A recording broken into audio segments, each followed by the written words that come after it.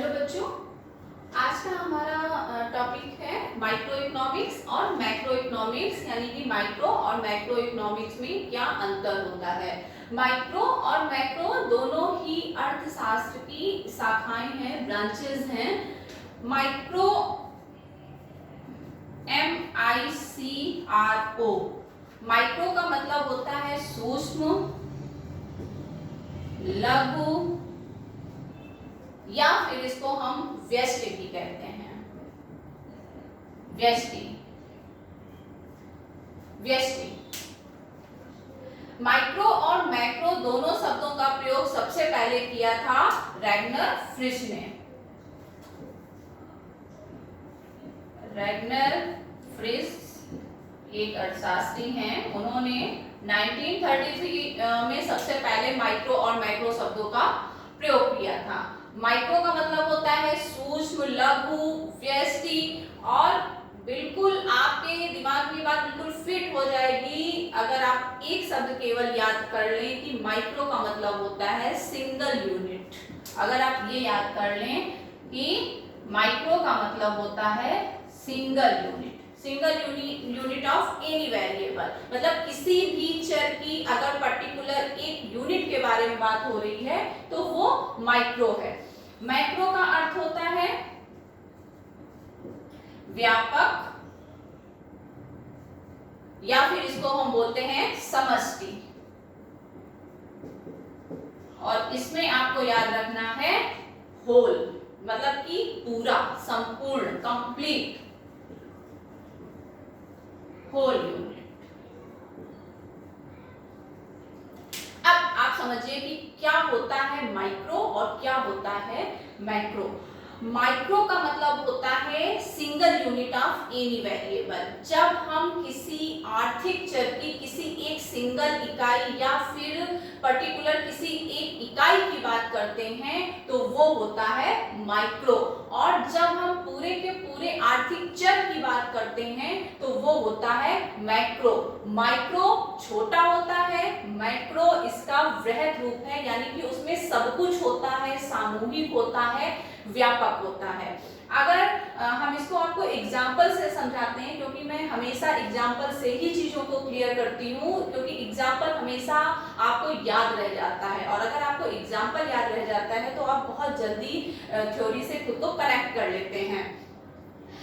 मान लीजिए कि एक पूरी क्लासरूम की बात हो रही है कि अगर मैं ये कहूँ कि इस क्लास का रिजल्ट क्या रहा है, तो उसमें सारे बच्चे होंगे कि इस क्लास में जितने भी बच्चे थे, अगर मैं ये कहूँ कि 70% बच्चे इसमें पास आउट हो गए, तो हमने सबकी बात की है, पूरी क्लास की बात की है, ठीक है। अब अगर हम उसमें से किसी एक बच्चे की बात करूं, मान लीजिए मैं ये कहूं कि रिया जो कि एक लड़की है और इस क्लास में पढ़ती है, उसके कितने परसेंट रहे हैं, तो मैंने उस पूरी क्लास से एक यूनिट रिया के बारे में बात की है। अब जब हम एक यूनिट, तो वो माइक्रो में आ गया, संपूर्ण पूरी क्लास वो आपके मैक्रो में आ गया। अगर हम इसको आपको एक अन्य उदाहरण से समझाएं तो मान लीजिए कि कपड़ा उद्योग है। कपड़ा उद्योग का मतलब हुआ कि उस उद्योग में बहुत सारी फर्म हैं, सूती कपड़ा, ऊनी कपड़ा, रेशमी कपड़ा, जितने भी प्रकार के कपड़े के टाइप हो सकते हैं, जितने भी मिलें हैं, जितने भी कारखाने हैं, वो सारे मिलके बनेगी इंडस्ट्री। तो जो इंडस्ट्री है वो मैक्रो है। लेकिन अगर उस इंडस्ट्री की सिंगल एक फर्म की बात की जाएगी, यानी कि जो इंडस्ट्री है वो है आपकी मैक्रो।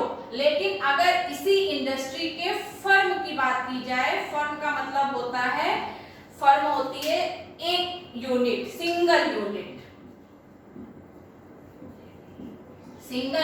Of industry. इंडस्ट्री में बहुत सारी फर्म्स होती हैं, वो सारी फर्म्स मिल करके बनाती हैं इंडस्ट्री, और इंडस्ट्री में जितनी भी फर्म है, अगर उसमें से किसी एक पर्टिकुलर फर्म की बात कर ली जाए, मैं ये कह दूं कि चलिए जो मफतलाल का कपड़ा है वो कहाँ बनता है, मफतलाल या फिर कोई भी हम कपड़े का ब्रांड ले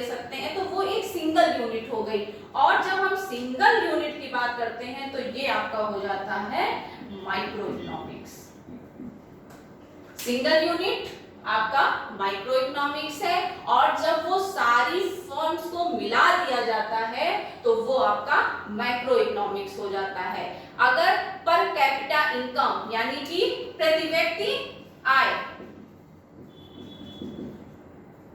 पर कैपिटा इनकम का मतलब होता है किसी एक व्यक्ति की आय, यानी कि एक देश में जितने भी लोग निवास करते हैं उन सभी की आय को मिला दिया जाए तो वो होती है आपकी नेशनल इनकम। लेकिन नेशनल इनकम जो है वो है मैक्रो इकोनॉमिक्स का पार्ट, क्योंकि उसमें देश के सभी लोगों की आय को जोड़ा गया है, ठीक है। लेकिन अगर हम उसमें से प्रत्येक एक व्यक्ति की आय की बात करें, प्रत्येक एक व्यक्ति की बात करने लगे तो क्योंकि एक व्यक्ति हो गया, एक सिंगल यूनिट हो गया, यानी कि पर कैपिटा इनकम यानी कि प्रति व्यक्ति आय, प्रत्येक अलग अलग व्यक्ति की आय, तो ये आपका हो जाएगा माइक्रो इकोनॉमिक्स, यानी कि पर कैपिटा इनकम ये है आपका माइक्रो इकोनॉमिक्स। लेकिन अगर इसी से हम, क्योंकि सारे लोगों की आय को जब जोड़ दिया जाता है तो वो बन जाती है नेशनल इनकम, तो जो नेशनल इनकम है वो है आपका मैक्रो इकोनॉमिक्स,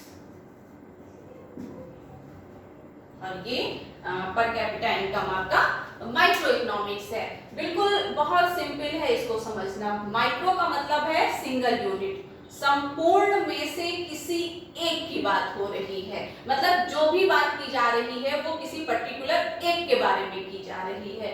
और मैक्रो का मतलब है संपूर्ण, व्यापक, सामूहिक, या फिर जिसको बोलते हैं समष्टि।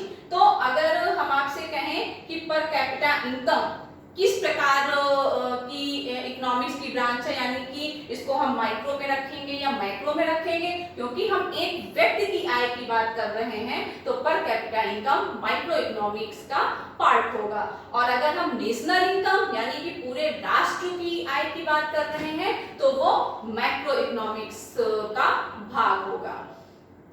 अब एक क्वेश्चन बहुत पूछा जाता है कि माइक्रो और मैक्रो इकोनॉमिक्स में कौन सी बेटर है, या किस विधि से अर्थशास्त्र को पढ़ना ज्यादा सरल है, या कौन सी ज्यादा लाभकारी है। तो अर्थशास्त्र को पढ़ने के लिए माइक्रो और मैक्रो दोनों को समझना, यानी कि दोनों एक दूसरे के विरोधी नहीं है बल्कि एक दूसरे के पूरक हैं। अगर आपको माइक्रो को समझना है तो आपको पूरा मैक्रो यानी कि संपूर्ण पता होना चाहिए, और अगर आपको संपूर्ण समझना है यानी कि मैक्रो समझना है तो आपको माइक्रो भी पता होना चाहिए। अब मान लीजिए जो हमने अभी एग्जांपल लिया है, मान लीजिए कि हम पर कैपिटा इनकम की बात कर रहे हैं, प्रति व्यक्ति आय की बात कर रहे हैं, यानी कि माइक्रो इकोनॉमिक्स की बात कर रहे हैं। तो हम प्रति व्यक्ति आय तभी तो निकाल पाएंगे जब हमें संपूर्ण देश की राष्ट्रीय आय पता होगी। तो हम राष्ट्रीय आय को पॉपुलेशन से डिवाइड कर देंगे और हमें पर कैपिटा इनकम मिल जाएगा। यानी कि माइक्रो को जानने के लिए मैक्रो को जानना जरूरी है। बिल्कुल सेम चीज, अगर हमें राष्ट्रीय आय को निकालना है तो हम कैसे निकालेंगे, हमें प्रत्येक व्यक्ति की आय पता होनी चाहिए। हम प्रत्येक व्यक्ति की आय को जोड़ देंगे और उससे हमें माइक्रो मिल जाएगा। यानी कि अगर आपके पास एक डाटा है तो उसी के आधार पे आप दूसरा डेटा निकाल सकते हैं। इसलिए अर्थशास्त्र में माइक्रो और मैक्रो दोनों विधियों को जानना जरूरी है, क्योंकि किसी एक को समझने के लिए दूसरे को समझना निहायत आवश्यक है। तो दोनों विधियां एक दूसरे की विरोधी नहीं है बल्कि सप्लीमेंट्री हैं। इसको अगर आप समझते हैं तो इसको समझना आसान हो जाता है, और अगर आप मैक्रो को समझते हैं तो आपको माइक्रो समझना आसान हो जाता है। बहुत बस 2 वर्ड में आप इस चीज को याद रख सकते हैं। आप माइक्रो के लिए हमेशा याद रखिए कि आपको सिंगल यूनिट याद रखना है, सिंगल यूनिट ऑफ होल और होल ऑफ सिंगल यूनिट्स, ठीक है। आप ऐसे याद रखेंगे तो आप माइक्रो और मैक्रो के बीच में कभी भी कंफ्यूज नहीं होंगे, ठीक है। आई होप कि आपको माइक्रो और मैक्रो का अर्थ समझ में आ गया होगा।